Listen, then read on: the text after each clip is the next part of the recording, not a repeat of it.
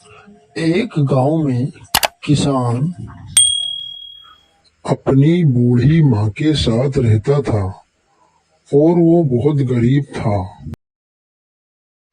बारिश न होने की वजह से उसका खेत सूखा था।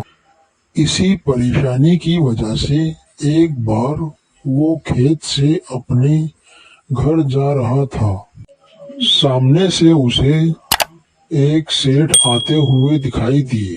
अरे क्या भाई गंगू किसान, कैसे मुंह लटकाए हुए चले जा रहे हो? क्या परेशानी है बताओ? आखिर इतना उदासी क्यों है चेहरे पर? कोई परेशानी हो तो मुझे बताइए, हो सके तो मैं तुम्हारे कुछ काम आ जाऊं। क्या बताऊं सेठ जी, बहुत परेशान हूँ। इस बार बारिश भी बहुत कम हुई और जो अनाज उगा था उसका भी कोई खास दाम नहीं मिल रहा बाजार में, और माँ की तबीयत भी बहुत खराब रहती है।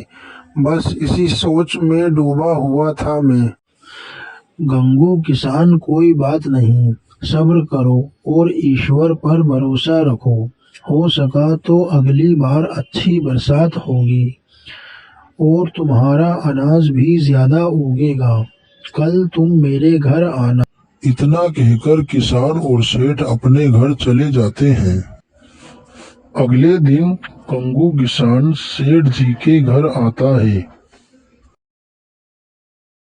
अरे गंगू किसान, तुम आ गए।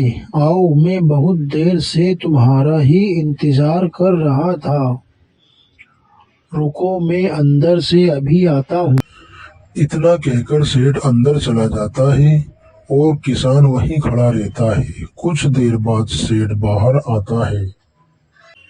लो गंगू किसान, इन पैसों से तुम्हारी सारी परेशानी तो दूर नहीं होगी, लेकिन जो हालात अभी तुम्हारे पर हैं उन हालात में ज़रूर मदद मिल जाएगी। बहुत बहुत धन्यवाद सेठ जी, जो आपने मेरी इन पैसों से मदद की। मेरी बहुत परेशानी दूर हो जाएगी और मैं अपनी बूढ़ी माँ का सही से इलाज करवा सकूँगा। इतना कहकर गंगू किसान खुशी खुशी अपने घर चला जाता है। माँ, मैं आ गया। आप सो रहे हो क्या?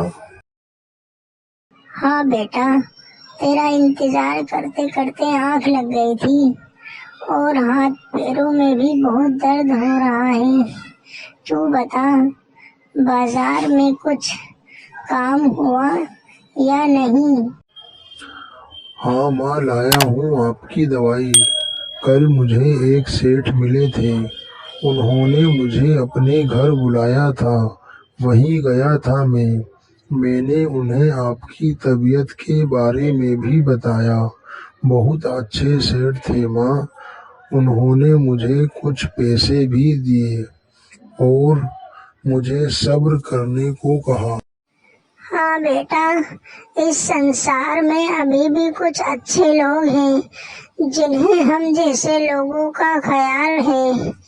ईश्वर ऐसे लोगों को खूब तरक्की दे और हमेशा खुश रखे। भला हो उस सेठ का जिसे हमारा ख्याल आया और हमारी मदद की। और फिर किसान ने सब्र किया और अगले साल खूब बारिश हुई। किसान और उसकी माँ अपने लहराते हुए खेतों में खुशी से झूम उठे। तो इससे हमें ये सीख मिलती है कि हमें सब्र करना चाहिए।